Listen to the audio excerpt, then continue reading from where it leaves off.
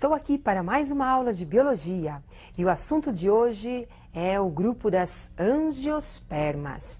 Vocês sabem, angiospermas é aquele vegetal que apresenta as características mais evoluídas de todas as demais plantas. Nas angiospermas nós vamos encontrar uma raiz, o caule, o fruto, a flor e a semente. E muitos desses órgãos das angiospermas fazem parte da nossa dieta alimentar. Por exemplo, que delícia aquela batata doce que é uma raiz. E aquele caule suculento que é o palmito. E aquele pêssego maravilhoso que é um fruto. Então, esses órgãos comestíveis do grupo das angiospermas fazem parte do nosso dia a dia. Observem agora o exercício que eu preparei para nós explicarmos um pouquinho mais sobre esse grupo. Considere o surgimento de flor, fruto e semente. A. Em uma planta ao longo de um ano. E B. No reino vegetal ao longo do tempo evolutivo. Comparando A e B, a sequência em que esses órgãos surgem, nos dois casos, é: quem aparece primeiro? A flor, o fruto ou a semente no grupo vegetal? Para isso, eu gostaria que vocês acompanhassem agora o representante das angiospermas. Observem uma laranjeira. Então, nós temos aí, representante das angiospermas, a laranjeira. Raiz participa do processo de fixação. O caule, sustentação. Folhas, flores. O fruto e no seu interior nós vamos encontrar a semente. De todos os órgãos mostrados no nosso representante anterior, a flor é um dos órgãos principais para a reprodução dos vegetais. É na flor que nós vamos encontrar as estruturas, na verdade, sexuais do vegetal, porque a flor é o órgão sexual das plantas. Observem, então, a estrutura de uma flor. Temos aí, no seu interior, a presença de estruturas que são a parte sexual da planta. Nós vamos encontrar a parte feminina e masculina do vegetal, inseridos nessa flor. Como vocês observaram, além dessa flor, existe uma diversidade enorme de flores, com estruturas diferentes, com cores diferentes, com perfumes diferentes e, mais do que isso, com também formas diferenciadas. Mas sempre a flor é o órgão sexual dos vegetais. Agora nós vamos conhecer um pouquinho mais da flor, a parte interna da flor. Internamente, nós vamos encontrar a parte sexual do vegetal, estame, representando a parte masculina do vegetal. Carpelo, que também pode ser chamado de pistilo. O carpelo é um conjunto de folhas modificadas que formam o pistilo, representando a parte feminina do vegetal. As pétalas, que são folhas coloridas, que envolvem e protegem as estruturas sexuais do vegetal. Sépala, folhas verdes, que também participam da proteção das estruturas sexuais. Receptáculo floral, onde nós vamos encontrar as estruturas sexuais inseridas no interior da flor. E o pedúnculo floral sustentando as estruturas sexuais. Como acabamos de observar, nessa mesma flor nós encontramos a parte feminina e a parte masculina do vegetal. Então, nesse caso, nós temos uma flor monóica. O que significa isso? Nós temos os dois sexos, o feminino e o masculino, juntos numa mesma casa, que é a mesma flor. Então, nesse caso, nós temos a flor monóica. Poderemos encontrar posteriormente flores dioicas, onde nós vamos ter os sexos separados. Em uma flor apenas a parte feminina, em uma outra flor apenas a parte masculina, como nós veremos no decorrer desta aula. Agora, como é que as plantas realizam seu processo de fecundação? Então, acompanhe agora a formação dos gametas femininos e masculinos.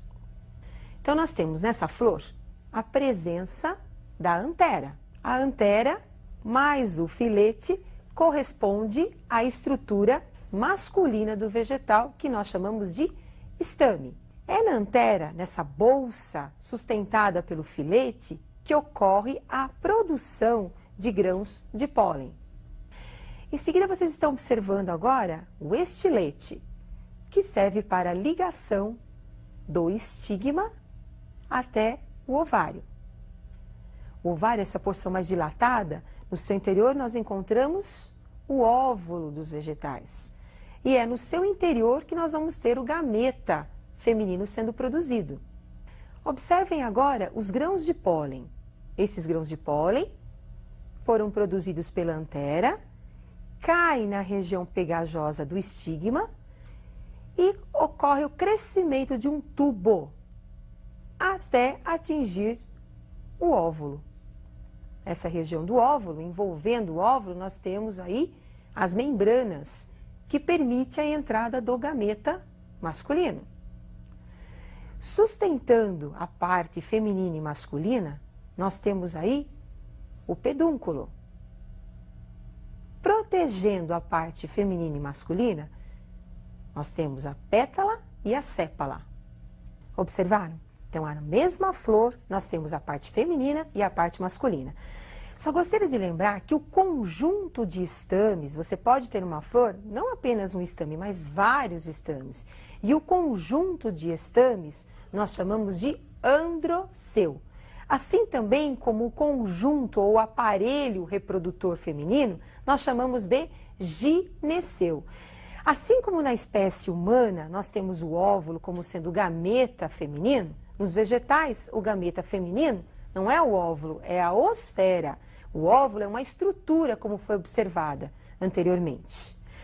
Agora acompanhe a fecundação, o desenvolvimento do tubo polínico até o processo de formação do embrião. Então, observem agora a parte feminina do vegetal, aparecendo então o grão de pólen. Então, os grãos de pólen chegam até a parte feminina trazidos ou pelo vento, ou por um animal, ou mesmo pela água. Grudam no que nós chamamos de estigma e a partir disso começa a desenvolver o tubo que nós chamamos de tubo polínico. No interior do tubo polínico nós vamos encontrar as células férteis, primeiro núcleo espermático e segundo núcleo espermático, e também uma célula estéril, que são os núcleos vegetativos. Os núcleos vegetativos passam por um processo de mitose, um processo de divisão celular e vão promovendo o crescimento do tubo polínico até atingir a região do saco embrionário, onde ocorrerá a fecundação. No saco embrionário, nós vamos encontrar os núcleos polares, que são células férteis, e vamos encontrar também o gameta feminino dos vegetais, que é a osfera. Então, o primeiro núcleo espermático entra no saco embrionário e fertiliza a osfera, formando o embrião. Em seguida, nós vamos ter a entrada do segundo núcleo espermático, que vai penetrar também no saco embrionário e fecundar os núcleos polares, onde nós teremos agora a fecundação ou a fusão de 3 núcleos, formando uma estrutura triploide, que é o zigoto triploide, formando então o endosperma. Como são muitos detalhes, eu gostaria que vocês se preocupassem com essa dupla fecundação que acontece nas angiospermas, porque isso é muito importante. Então acompanhe o esqueminha que eu preparei para vocês. Então nós temos lá, dupla fecundação. Como eu já falei, primeiro o núcleo espermático e a osfera se fundem, formando o zigoto diploide. Esse zigoto é o embrião, que vai estar na semente, protegido pela semente, envolvido pela semente. Em seguida, a próxima fecundação, nós temos o segundo núcleo espermático, mais os 2 núcleos polares se fundindo, formando um zigoto 3N, triploide. Lembrando que o zigoto triploide vai formar o endosperma, tecido responsável pela nutrição do embrião. Após a fecundação, então nós vamos ter o desenvolvimento do ovário formando o fruto. Os frutos formados a partir do ovário, nós podemos encontrar várias sementes no seu interior, porque a semente vem de um embrião. Então nós podemos ter vários óvulos, onde nós teremos várias fecundações, vários embriões e várias sementes no mesmo fruto. Agora, todo fruto é comestível? Nós temos vários frutos que fazem parte da nossa dieta e que têm uma importância muito grande em termos de vitaminas, em termos de sais minerais. E um deles eu separei para vocês observarem a formação do fruto, que é muito interessante, que é o coco da Bahia. Então observe como é que é formado o coco da Bahia. Então nós temos o embrião, o zigoto, que foi fecundado pelo núcleo espermático e mais a osfera, ali, centrado no fruto. Temos toda essa porção interna, que é o endosperma, e a água que vai proteger aí o embrião juntamente com o endosperma. Então, a parte comestível do coco da Bahia é o endosperma, uma região rica em nutrientes. E agora nós vamos para a resolução do exercício. Observem comigo agora como é que ficou a resposta do exercício inicial. Então, quem apareceu primeiro? Durante o ano, no vegetal, quem aparece primeiro é a flor. Em seguida, simultaneamente, aparecem o fruto e a semente. Lembrando que a semente, a origem, é a partir da fecundação do óvulo. E o fruto, a sua origem, é a partir do desenvolvimento do ovário. E na evolução dos vegetais, quem apareceu primeiro? Então, nós temos o aparecimento da semente, em seguida a flor e, posteriormente, o fruto. Então, nós vimos que o fruto é um órgão muito importante dentro dos angiospermas e que está presente apenas nesse grupo. Agora, um detalhe que vocês também devem lembrar é que muitas vezes nós ingerimos na nossa dieta alimentar muitos frutos e que nem imaginamos que são frutos verdadeiros, como é, por exemplo, o caso do pepino, da azeitona, do tomate, que são exemplos de frutos verdadeiros. Apresentam sementes diversas e são frutos. Mas no caso da maçã, você imagina que está comendo a maçã, aquela parte branca, comestível da maçã.